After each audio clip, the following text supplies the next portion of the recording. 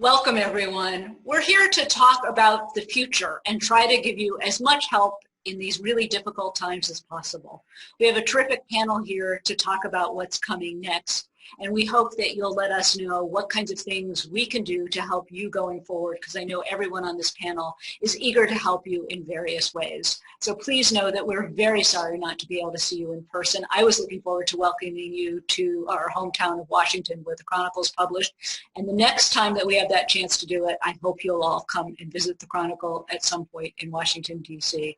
I also want to thank you all for the marvelous work that you're doing from afar. I know this has been a really challenging time, but everything that all of you are doing in this audience is monumental to help the causes we all care about do well in these really difficult times. I'd love to have my panel introduce themselves so that you can have a chance to know who you're hearing from. You have more detailed information about them available, but let's get to know who's going to be talking today. I'm going to start with Bond. Bond, would you introduce yourself? Certainly. Thank you so much, Stacy. My name is Bond Lammy. I know many of you, and I'm very excited to have you here at our virtual conference. I am the president of Apra International, and I've been on the board for about 6 years. And in my day job, I am senior vice president of prospect development at BWS, which is a consulting company. I've worked at BWS for about 7 years. And I live in the Washington, D.C. area as well. So happy to virtually welcome you to our fair city. Great. Alice? Hi, I'm Alice Ayers, and I am the president and CEO of the Association for Healthcare Philanthropy, and also a native Washingtonian. I think the panel is all Washingtonians, or most of us anyway, which is unusual, really, but excited to be with everybody, and sorry not to have all of you in our hometown. The Association for Healthcare Philanthropy is an association of healthcare fundraisers, mainly across hospitals and health systems, across both the United States and Canada. We have about 5,000 members, and I am just thrilled to be a part of this conversation. So thank you for the invitation, and thank you for having me. Shamari?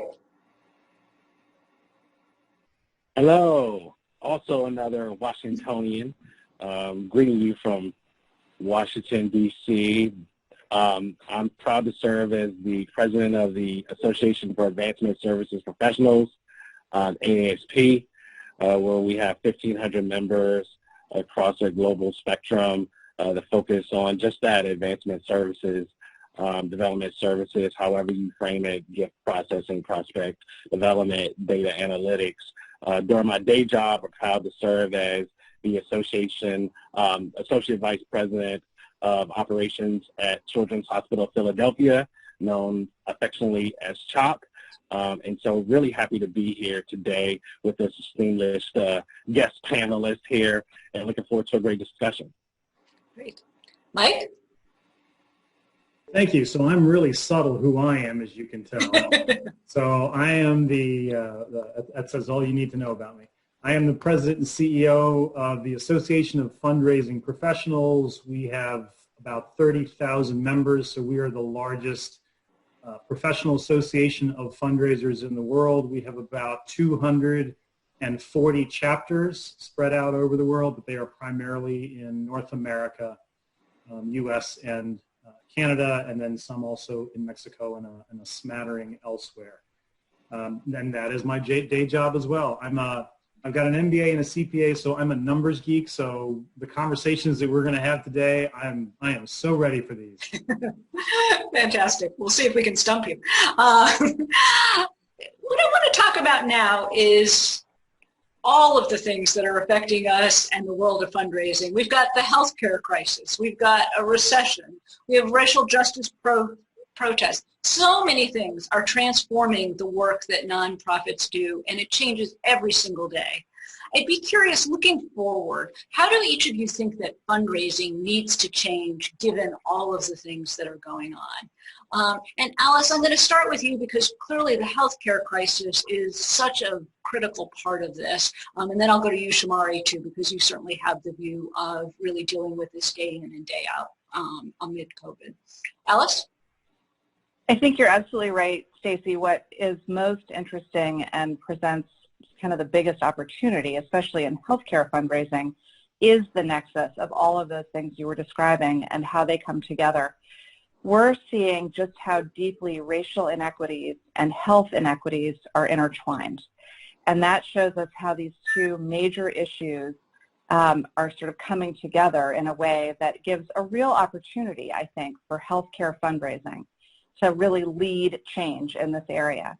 With the spotlight on health inequity, we now have the opportunity to extend healthcare fundraising kind of outside of grateful patient fundraising into this space by developing deep partnerships with other community members and other foundations in order to really put boots on the ground to reduce the impact of those social determinants of health and reduce or eliminate health inequities and bring more racial equity across healthcare and other parts of our communities.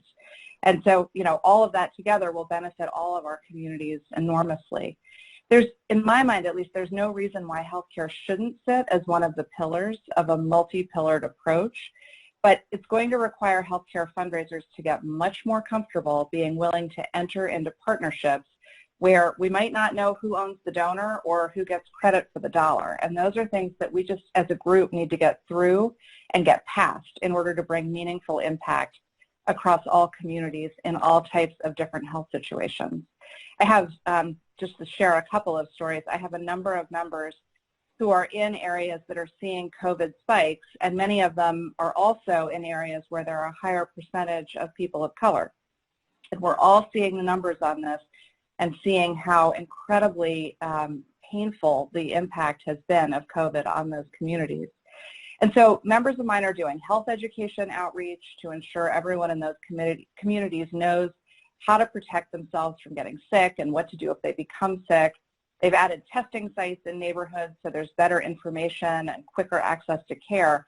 And what's really interesting is that these efforts are increasingly donor-driven. People who want to help communities of color and who have committed dollars, and sometimes big dollars, to do so. I have one member in the Midwest who had sort of had a sort of small relationship with an NFL team and has had two different NFL teams commit significant resources to the effort because the member health system was out in front and talking about the needs of communities of color and looking for partners to help around more of the COVID-related work. So I think it's there as an incredible opportunity and one that we just need to seize on. You're absolutely right. We need to think differently, but those are exciting examples to see. Shamari, what is your perspective? Yeah, I actually feel like this is a classic example that every challenge presents an opportunity to take advantage of the moment in time.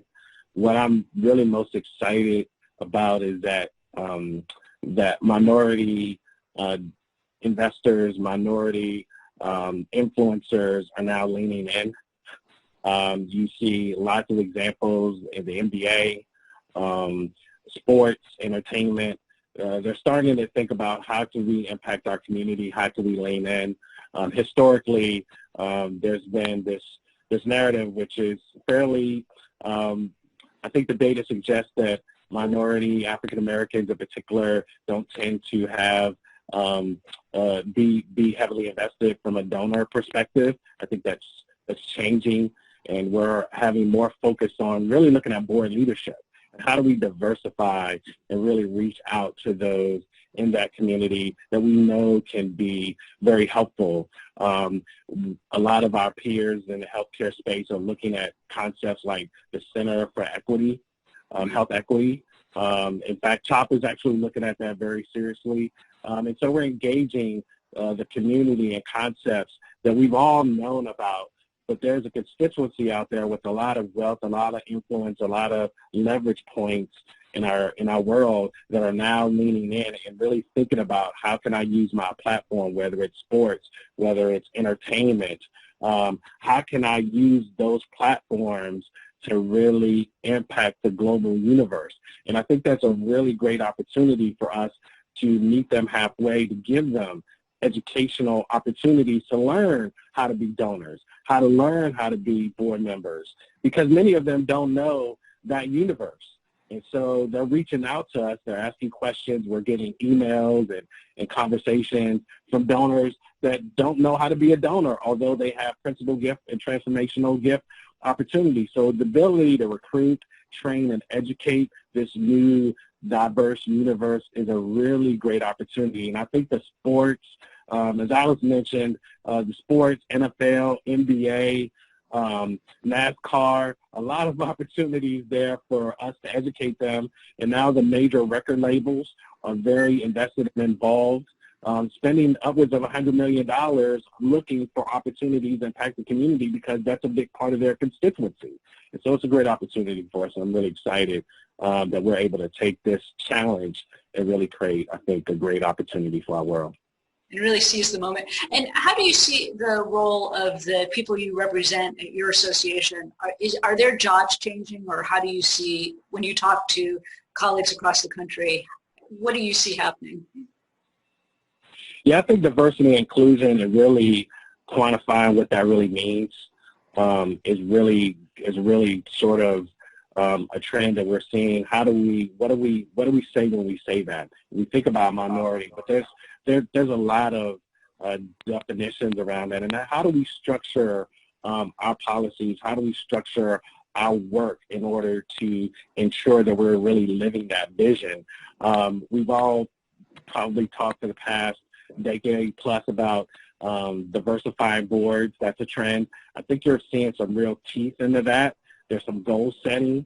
And if you don't have a goal to measure something, chances are you're not going to put it a priority. But I think actually putting some teeth organizational-wide, using some goals, some incentives to actually increase those percentages in the right way versus letting it sort of stay at the visionary state. I think tactically getting a lot more rigor in measuring the success of diversifying our board and actually putting some rigor around policies and structure around diversity and inclusion is definitely something that's been increasing over the past couple of months. Mike, you represent fundraisers of all kinds. How do you see things changing?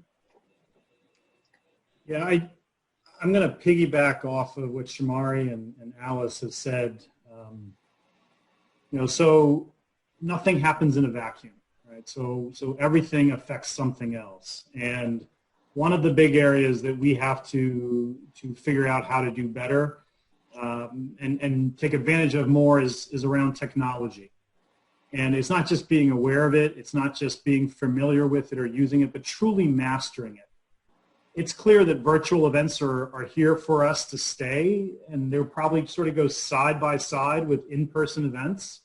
And I think that's actually going to open it up to people that maybe could not afford to travel to an event, because often, as I think we all would agree, that the actual registration cost of an event is not the big cost, right? It is often the travel and then hotel and meals. But the other piece of technology, and I'm sure that Apra is on the forefront of this, is around the ethical use of data, right? So technology and how do we use the data that we extract from technology? So what's the data we use? How do we use it? What do we do with it? And so it's really important to understand the ethical use of data. Ethics is really important, I think, in all times, but I think it becomes even more important when things are tough, when things are challenging, because I use the phrase of when things are tough, there are those who like to sort of jump over the fence where it's lowest, or maybe even jump under the fence. And that's the wrong time. It's so critical for us to be incredibly ethical at times when times are tough. Then what Alice talked about, collaborations, coalitions, it's another way for us to adapt and to be more flexible. And I think that our audiences, our members, our constituents, they want to see us work together, because they realize that the old saw about we can do more together than we can alone. And there are enough specific groups and enough specialties out there that we don't have to worry about who's taking credit for something, right? Alice mentioned this in terms of working together and who gets credit for this or that. That's not what it's about. It's not about the credit. It's about It's about meeting the needs of our constituents. Great. Bon, what are you seeing? I'll just add in some things that are in addition to the comments that the other panelists have said. I really enjoyed this conversation.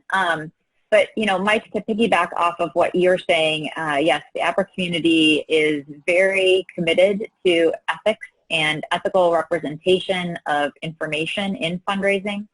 And I think kind of the new frontier of just because we can store it, should we, is here to stay. And I'm sure we'll talk about that in some future questions in terms of what things look like in the long term. But certainly now we're engaging in much different conversations with our constituents and our donors. You know, for example, previously it hasn't really been the case that the minute that as a frontline fundraiser is on a call with a donor in a meeting, that we can take notes in real time, and that we could potentially even get those directly in our database. And that's different now because we are conducting so much business in front of a screen. Or maybe we're not taking notes while we're in those meetings, but we are, again, immediately in front of our computer to be able to do so afterwards. And we've seen a lot of really positive interactions between prospect development and advancement services professionals and their frontline colleagues right now in terms of internal collaboration related to data and related to the ethical entering of information and storing, things that might be confidential, et cetera. The only other thing that comes to mind with this question related to what's changing long-term in philanthropy as a result of this unique moment in time that we're in, I think our approach to projections and forecasting of fundraising success is dramatically changing.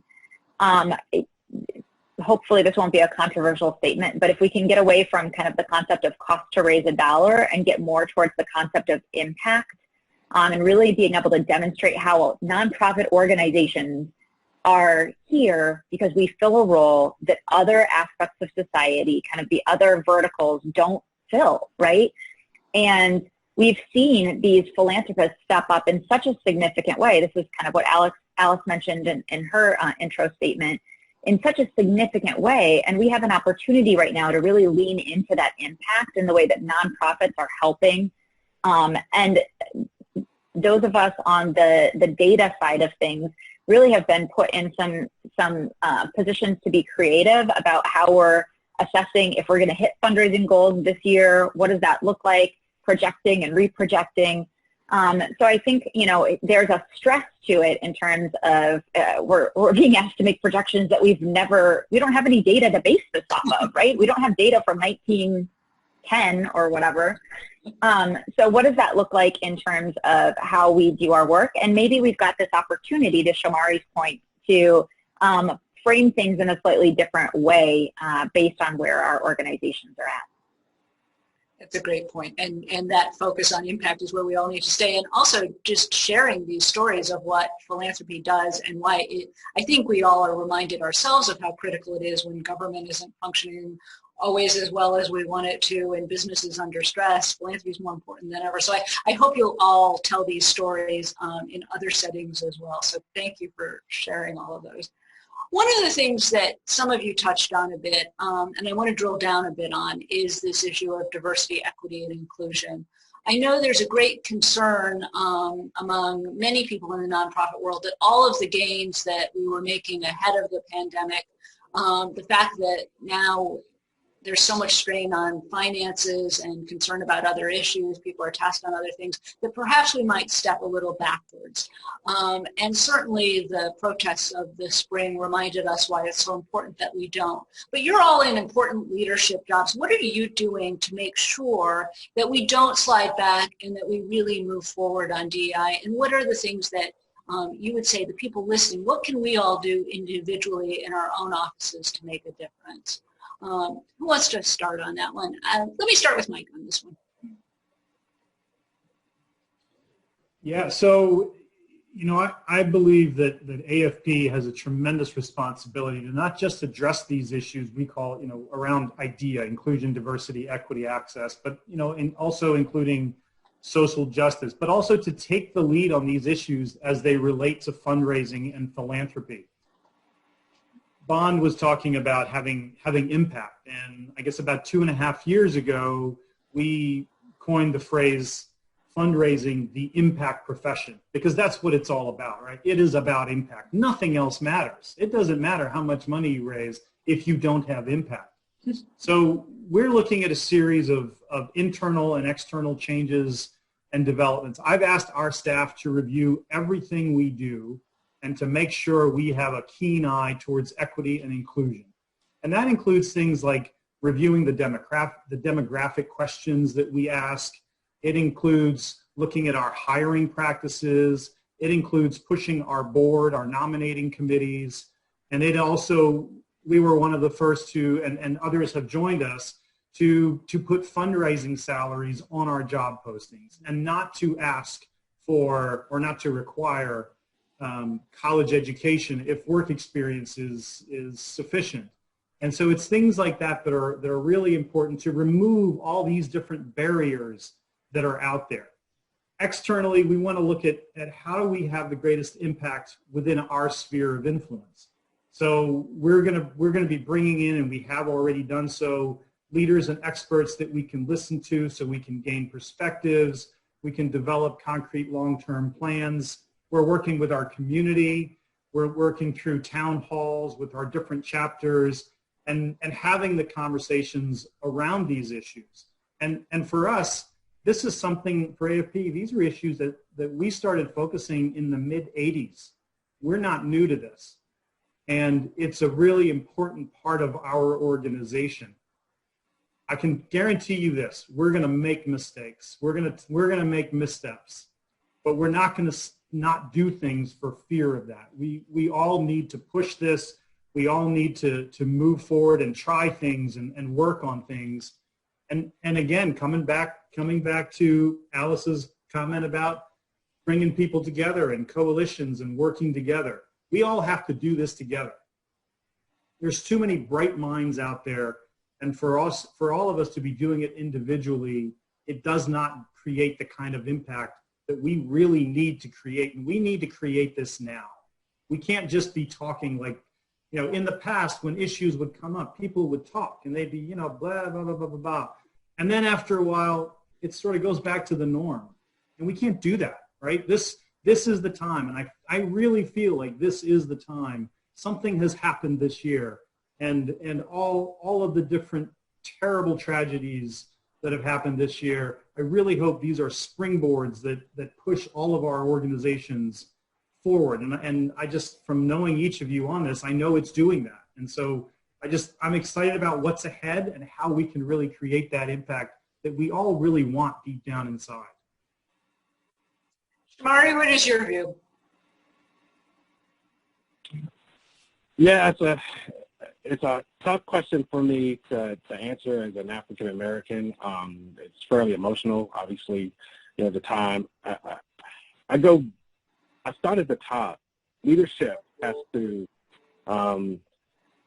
We have to have uncomfortable conversations about what diversity is and why it's important, and really put some teeth behind it. We have to also have uncomfortable conversations. There are terms like institutional racism. There are conversations about why we ended up in this position in the first place. And we have to create a safe space at the leadership level, at the board level, to have these conversations. And not just have these conversations, but there has to be some diversity in leadership. That has to happen. There are a lot of organizations, recently CHOP, for example, that has a vice president of diversity, chief diversity officer, as they call it. There has to be an owner.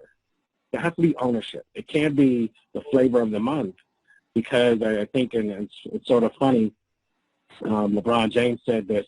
He said, we had these conversations before. This isn't the first time we've seen some injustice happen on the minority front in our criminal justice system. He said, you know what, we took the foot off the gas. We took the foot off the gas. And it's because no one owned it. The players didn't own it. They happened. We sort of had a short window of time where we had the conversation, and then it left, probably around Trayvon Martin. So we had those discussions, but we haven't owned it. We haven't put it in black and white, pardon the pun, But on the NBA, if you watch NBA, you'll see Black Lives Matter on the hard court. That's because the player said, we're not coming to play unless you give us A, B, C, or D. And so that's a leadership role that we have to be open to having the discussion, which is not always comfortable because everybody has a different perspective. But we have to understand that there's a really big problem in our country, and it has to be owned by us together. And part one of that is having a diverse voice at the table. And I think that's really, really critical. Tactically and practically, you have to have those voices at the table. Otherwise, you're not going to be educated as much as you need to be about why this is important and why people are so unhappy about it, because you can understand it looking at the news, being part of. But until you've had someone like me sit down and tell you, yeah, I was on the ground, and yeah, I got abused. That happened to me. Until you hear that from someone like me who doesn't look like someone who's on the TV, you really don't understand it. So you have to open your heart to leadership and the diverse voices at the table. And I think a lot of our organizations are doing that. And you have to have leadership there that's really championing this effort, so this doesn't become a flavor of the month that disappears, that dissipates. So AASP, we have a board director position of ethics, of diversity and ethics position.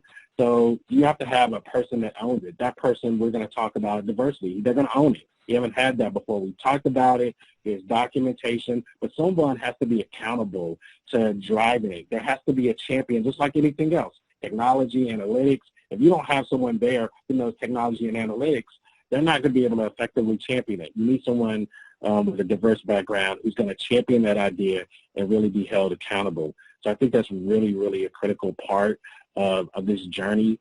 And I think that that's something a lot of organizations are doing it with the chief development, chief diversity role, as well as having a board of director position that actually is in charge of diversity. That's a really important point. And unfortunately, where we see probably the worst level of progress is at the board level, where really there are a number of boards that have not changed in their, all the studies have shown that in the past 20 years we've made almost no progress. We're going a little bit backwards. So you're right, that leadership thing and the accountability is hugely important. So thank you for this. And I know that that's something that's on the minds of all of us. Bond, can you tell me a little bit more about how you're thinking about this? Sure. I've really resonated with the comments so far, and the Apra board in particular, as a part of our current strategic plan last year at our board meeting at this time last year, we approved the creation of a Diversity, Equity, and Inclusion Committee. We borrowed heavily from the Ideas Committee from AFP. I had an opportunity to attend an idea session at AFP New York last summer, and just was really inspired by a lot of the work that committee has done, and some good qualitative research, I think, that helps hear the lived experiences of fundraisers of color and individuals in the fundraising space that are in underrepresented communities. And so our committee, our Diversity, Equity, and Inclusion Committee for Apra, has a number of different charges and things that they've accomplished this year. Principally, some of the things that we've done are we have started adding some of those demographic questions that are optional for members to fill out. We can't assess the areas where we may be underrepresenting certain demographics, or we can't assess the needs of our members if we don't know what our membership looks like right now. And one example of that is we were having conversations about, for future conferences, what sort of availability do we need to make for reasonable accommodation? Well, we don't know what reasonable accommodation is needed among our constituency. We don't know how many individuals have hearing disabilities, visual impairment, may need extra time to navigate stairs or ramps, things like that. So it's important to have a sense of what that need is in order to figure out what kinds of problems we can solve or creative ways we can come to the table. Gender representation is changing significantly now in terms of when we go and tour conference facilities now, we make sure that there's a gender inclusive or gender neutral bathroom. There's a space for nursing mothers. so that anyone who is coming to the conference feels that they are being included. Last year at our conference, we added pronouns to name tags so that you don't have to guess when you're coming to talk to me how you address me. It's right there. And it's not right there only for the individuals who feel that they need it to be specified, but it's right there for everyone. That's a comment that we've consistently heard. And really trying to just take a diversity, equity, and inclusion lens to all of our work. Prospect development is at the forefront of a lot of prospect identification efforts, board prospecting. How do we make sure that we're minimizing the amount of bias? Everyone has some level of bias. We're not aware of it. How do we make sure that we're minimizing that amount of bias, or that we're purposefully going above and beyond in the areas where we know that we have deficiencies as an organization at the board level, for example? And what are the ethical and culturally appropriate ways to incorporate more donors, prospective board members from underrepresented communities? We certainly don't want to make assumptions on behalf of our donors and our volunteers. We've certainly gotten in some hot water in the past as an industry for doing things like that. So what are the best ways to collect information from our constituents? And then what are the best ways to incorporate that in terms of decisions we're making at the leadership level? So that's some of the stuff that we're focused on at Apra. Really important. Alice, tell me about what you're doing and thinking about. I think everything that all of you have said are things that we are thinking about and doing as well. We're in the process of updating a strategic plan, and this will be a big component of it, which it has not been historically. So I think it's a time for us to do a lot of listening and spending time with members and just sort of understanding where we maybe have not leaned in as hard as we could or should. And I think, taking responsibility for that is always important. But I want to pick up, Shamaria, on something that you said around not being able to have those conversations if you don't have people at the table who represent diverse viewpoints. I think one of the things that I have seen and heard within the healthcare philanthropy world, at least, is sort of this feeling that there just aren't that many people who are of color and who are of diverse backgrounds who are interested in fundraising. We go out to hire and we can't find them. And I think we have assembled a task force of members who have proven that that's not the case in their own shops, and are putting together a toolkit around how to change hiring practices and change HR practices in order to widen your net, in order to understand how to bring new people into the conversation instead of just recruiting the same old way that we've always recruited before.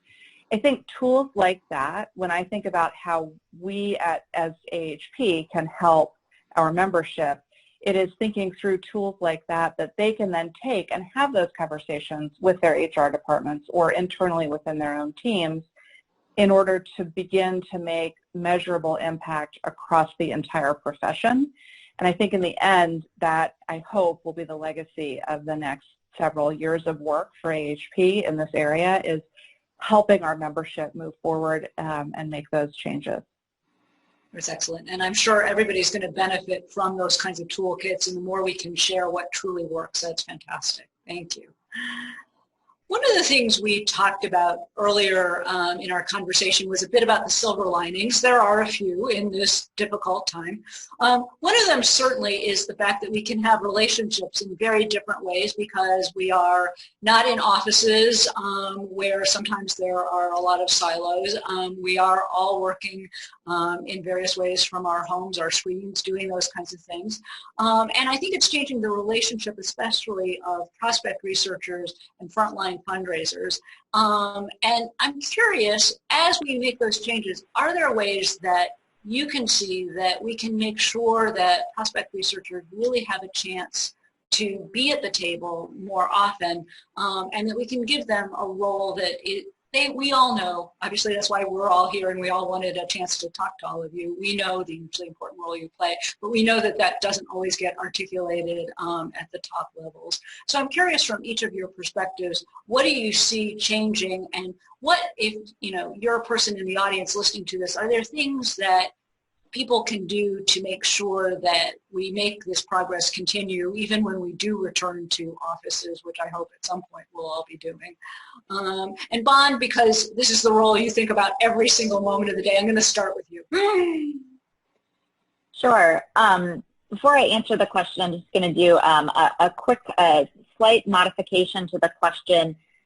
So we certainly think of prospect research as one of the subsets of prospect development, but overall across the industry, prospect development professionals, inclusive of folks who work in data science and analytics, and individuals who conduct prospect identification activities, and folks who participate in kind of relationship management, and some of those more kind of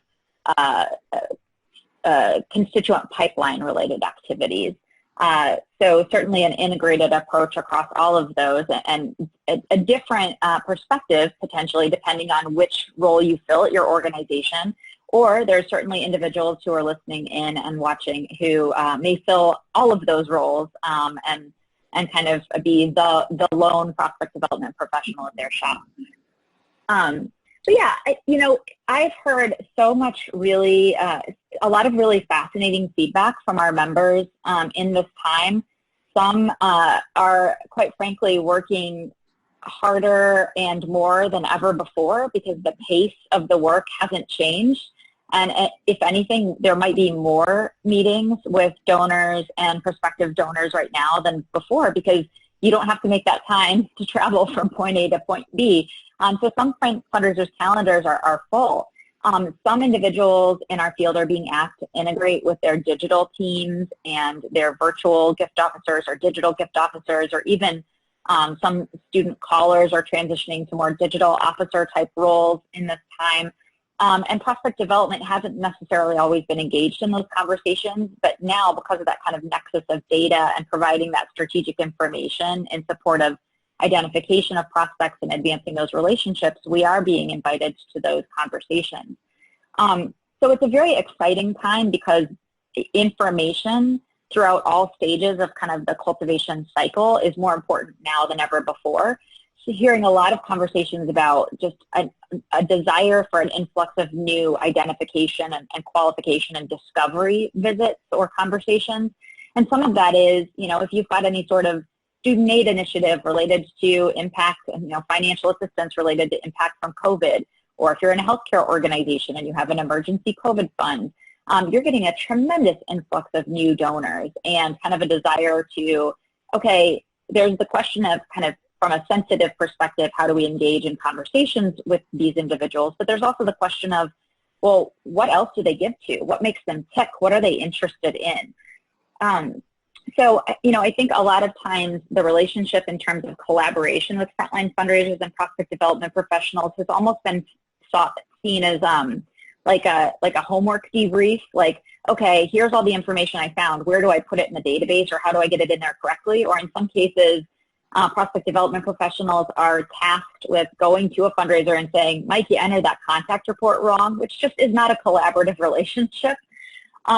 So now we're getting to a point which is definitely a silver lining of, Mike comes back from that conversation with a donor and says, Bond, I learned these 3 pieces of information, but I really feel like this one nugget is the thing that really, like, if we could drill into more, would make this donor absolutely tick.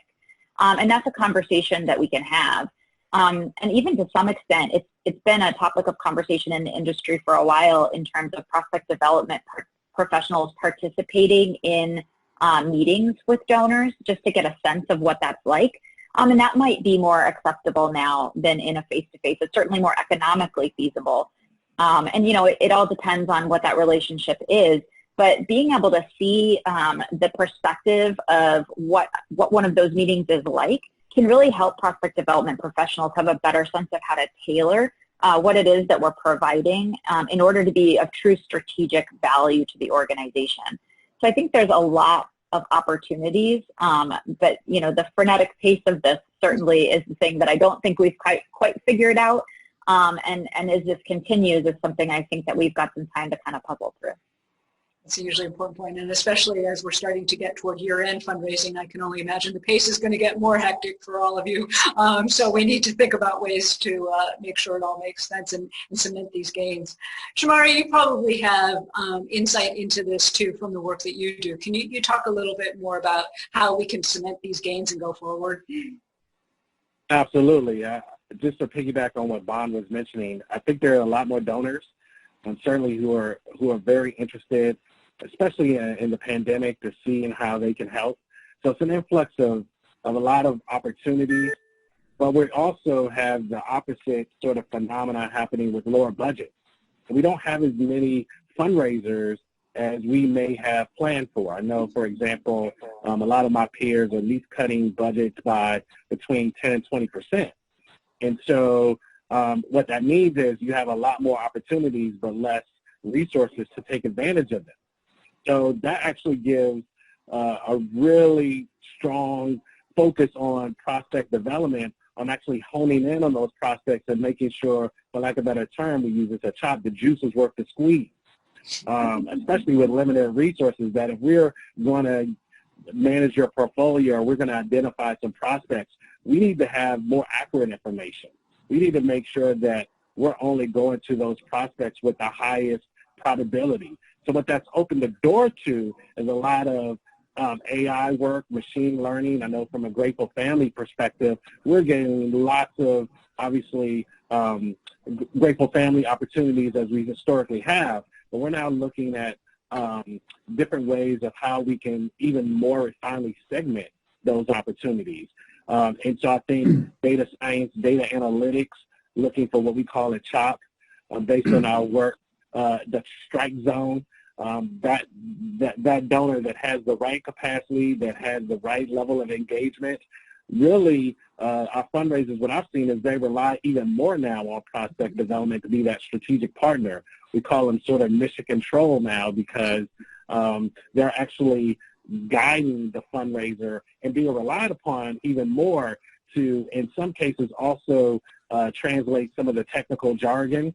But the thing that I find very exciting about prospect development, which is I think going to be even more on display, is we have the relationship sort of capabilities to interact with the fundraisers, but we also have the technical expertise to work with the technical team, IS, those analytics sort of technical spaces where we can translate the benefits to now our frontline fundraisers who they don't have that orientation. And so we're sort of seen as mission control because there are a lot more prospects and a lot less resources. So it's really an opportunity for us to become the czar in that mission control space, where we're really providing the roadmap, the strategy, the thought process behind portfolio management, and really making sure that the juice is worth the squeeze for our fundraisers to have a higher probability of success, given the fact that their resources won't be nearly available from a human capital perspective. So I think it's a really exciting time,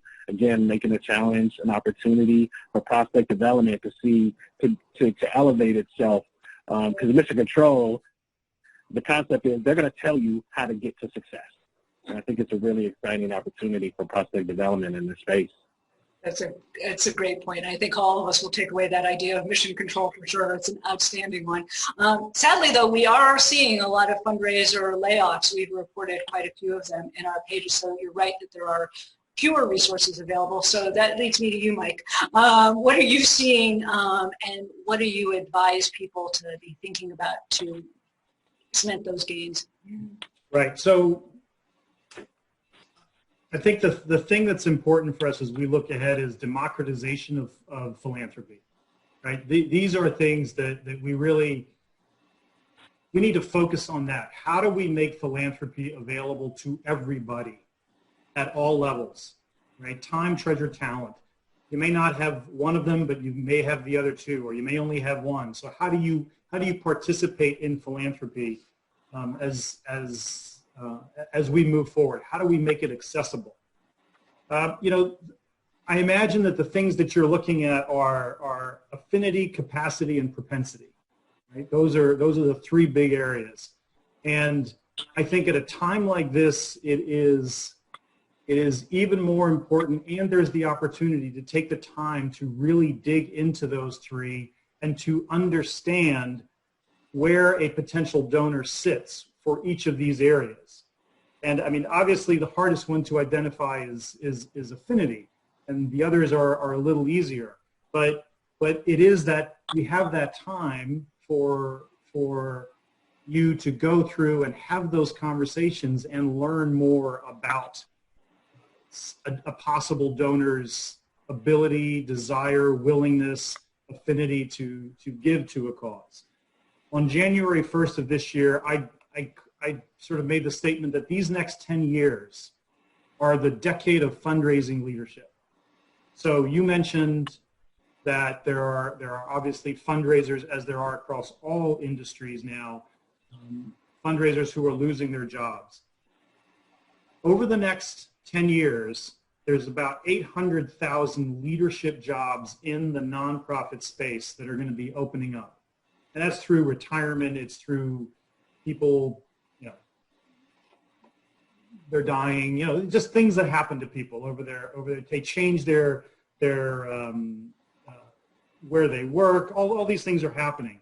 And so I think there's great opportunity for fundraisers to develop the skills to move into these positions if they want to do that. And leadership is not just, well, it's the CEO level. Leadership is at all levels of an organization. It's whoever sort of stands up and starts to try to help others and to drive whatever the issues they're dealing with. So I think that these are the times where we can have those conversations. And I think that Apra and Apra's members, these are really, it's an important moment to figure out, to understand the importance of what you do, and to redefine those relationships with donors, and to look at the different ways that you can work with your donors to help your organization's success, whether it's you want to pursue leadership roles, whether it's you want to look at more at your technology. And don't forget, there are biases in the technology that we use. And so we have to also look at that. So there's just this chance for us, an opportunity for us, where we're not getting together in person, to really revisit almost everything that we're doing and to look at it completely with a fresh eye. And you're absolutely right. There's a major leadership opportunity as a result, and we do have to have our eyes on that. Alice, can I ask you to weigh in quickly, because we're starting to run a bit short on time, but I'm sure you have a lot to say on this too. But what would you like to add? Well, two thoughts.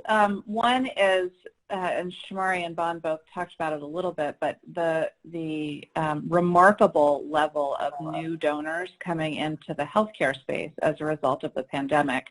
I have members talking about 25 to 30 to even 40% of the donors that gave in the months of April, May, and June being new to their organizations entirely. And so there's going to be a ton of slicing and dicing and work around who these people are, why they were interested, what they want to do moving forward, how to report impact.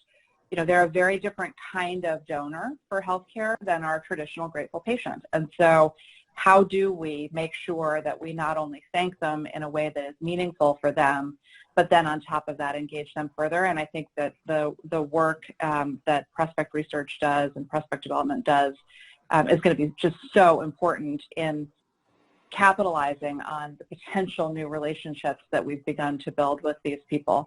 And then the second thing I think about when I think about it is, you know, you sort of think about fundraising as art and science, and the science side is always squarely in the camp of the members at Apra and others, other prospect development professionals.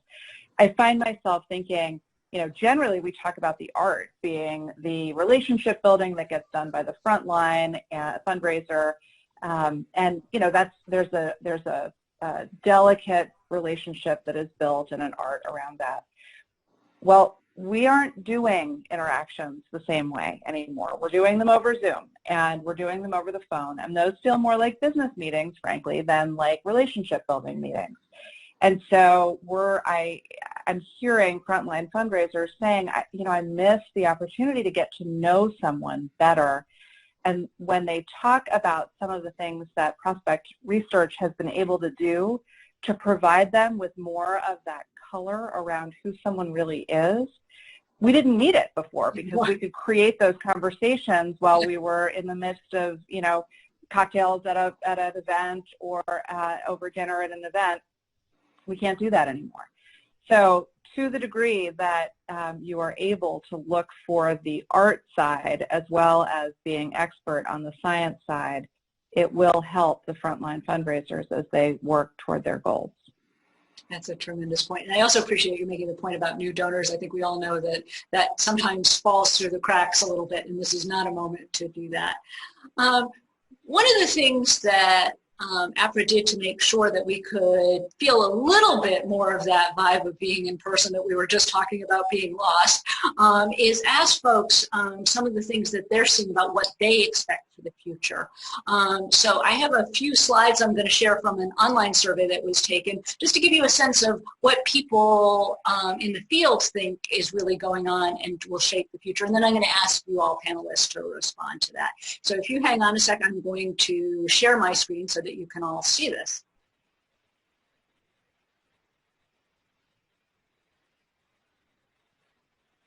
So as the question was raised about what's going to last longer, cryptocurrency or donor advised funds, you can see by a mile the impact of donor advised funds. And we've certainly seen that at the Chronicle, is the number of donations coming in, both the number people are putting more into their funds and they're taking more out of them. And that really is a transformative opportunity. So I think that's why we see so much. But crypto's coming as well. Compare due diligence research to privacy laws, and then you see a little bit more similarity in what people are thinking about. But certainly privacy laws and that concern seems to be a bit more expected to be long-lasting, and we know why. Which trend will last longer, virtual events compared to virtual donor meetings? And we've talked a lot about virtual donor meetings today, and clearly many more fundraisers expect that that's going to be the way of the future over these virtual events, but still probably both will be strong. We also talked about the importance of artificial intelligence. That is definitely going to be a long-lasting trend with many people expecting that. And machine learning came in close too, and I believe there was a debate as to how similar those things were that you all can discuss in other settings. There was also a question about what got left out, and you can see a lot get left out because you can't talk about all of these important issues. DEI was very big, impact investing, the role of remote work, all of those kinds of things. That's going to change dramatically how people think about the future. And then people were asked about how frontline goals are changing in the new normal. And you can see that, again, the idea of virtual visits being part of how we rate fundraisers and how we look at their goals, very, very important. Virtual event attendance and those kinds of things. So a lot is changing about how we look at goals, both for this year, and I'm sure some of those will be long-lasting. So I'd like to ask the panel, what do you think, what are the things, if you had, and we only have a really short period of time, so I'm going to ask you to go as fast as you can. What are two things that you think are really going to be long-lasting trends? And I'm going to start with Bond. Sure. You know, in my mind, privacy laws and due diligence kind of go hand in hand. Unless you are well-versed in what the privacy laws are, then you can't conduct the due diligence that you need to conduct as a prospect development professional. And it's always possible that something that you identify now isn't going to be a challenge now, but could be a challenge in the future. So those are certainly trends that are at the forefront of anybody in prospect development. But I think the biggest change that we see now that's here to stay and likely is going to change is we want to have a plan for the information before we put it in our system, and we want to have it marked clearly enough that if a donor comes to us and says, I don't want you to have information on me in your system anymore, that we can honor that right to be forgotten kind of clause that's included in GDPR in particular. You know, I think I don't necessarily think we're headed directly the route that the UK and the EU are headed, but I think it would be foolish to not think that in the next 10 years those conversations are going to increase, and that's definitely at the forefront of conversations in the prospect development space. And then certainly an increased use of technology in just about every aspect of our work. Folks are having to be more well-versed in technology. Folks are going to have to understand kind of the unintended consequences of certain technology. Zoom burnout is a real thing. So those are things I think are going to just be tremendously impactful in our space in the coming years. Absolutely. Alice?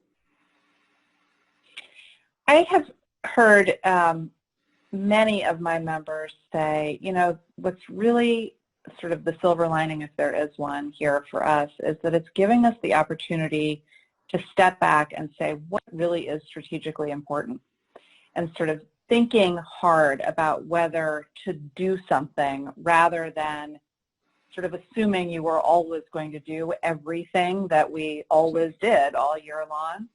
And I hope and think that that is a discipline that will continue post-pandemic, that we will have learned across this that it is certain activities that really drive the majority of the impact and the ROI that we are able to create. And so, you know, it's important to focus on those rather than stepping away and beginning to just do events again, for example, because we've always done them. The other thing I would say is, you know, I think we've all talked a lot about technology, and I've watched my own parents as well as lots of others get very comfortable all of a sudden with, you know, talking to my kids on Zoom and FaceTime and using other technologies that they would never have used before. And they're the same people who, more often than not, are the donors that we're now engaging with online. I think it's going to continue. And I think for many of these donors, they're going to say, I'm not comfortable yet having dinner with you or coming to an event. I'm not comfortable even with you coming to my home. I would prefer it, now that I'm comfortable using this technology, that we just do it this way. So I think we're going to have to not only get good at it, but stay good at it, because it's going to be something that is going to continue. Absolutely. Shamari?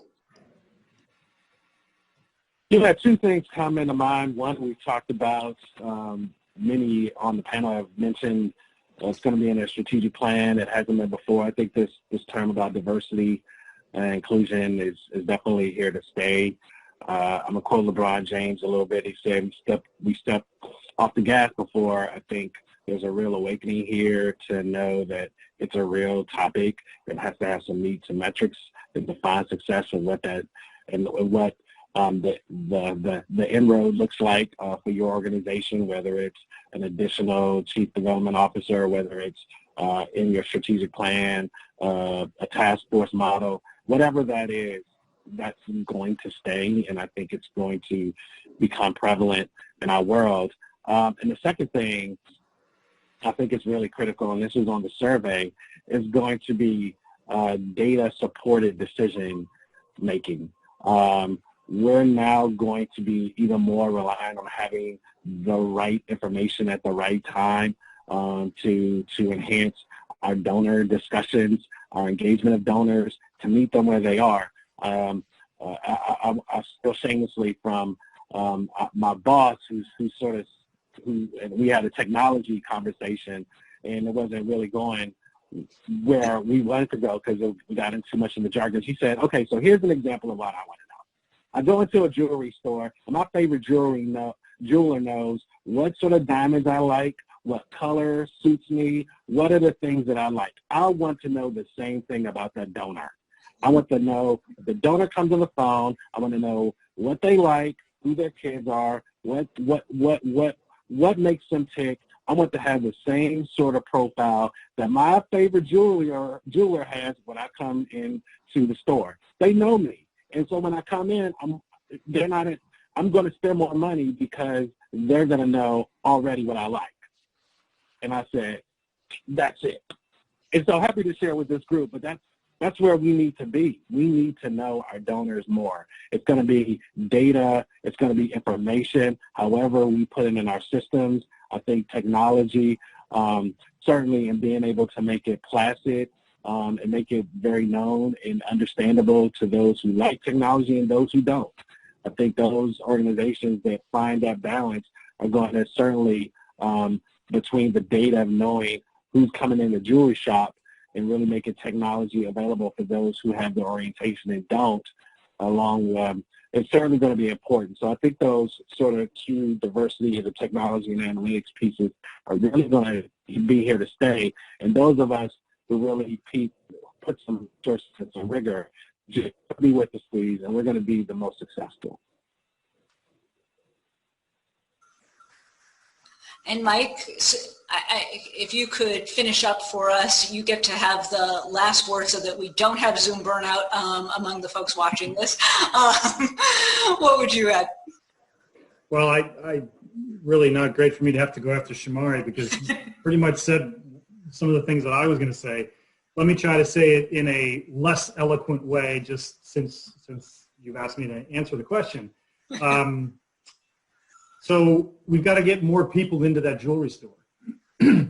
We've got to get different people into that jewelry store.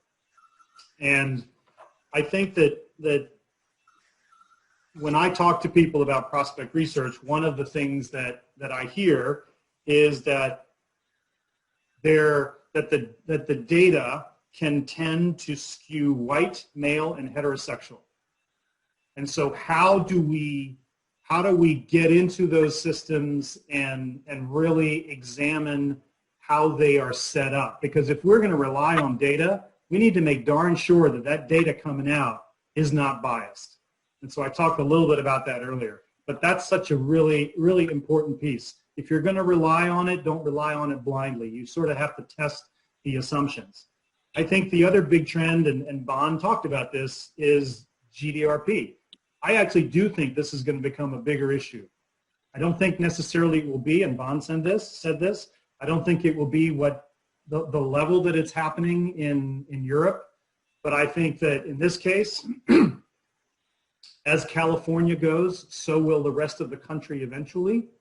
And California is really pushing the line on this and really doing some serious work on trying to implement their version of GDRP, and I think that's going to have a fallout to the rest of the philanthropic community. You're right. Things to keep an eye on, and you have all identified outstanding things that we all need to think about and that we can all use to do our jobs better. I want to thank this outstanding panel. Bond, Alice, Shamari, and Mike, you gave us so much to think about. You're committed to this field in a way that I know we all value highly. Your collaborativeness is important to all of us too, because your leadership together will advance this field. So thank you for all that you do, and thank you for sharing your thoughts today. We all appreciate it. I'm going to do a virtual round of applause for this great panel, and I know everybody in the audience will too. Thank you all so much for listening, and have a good rest of the conference.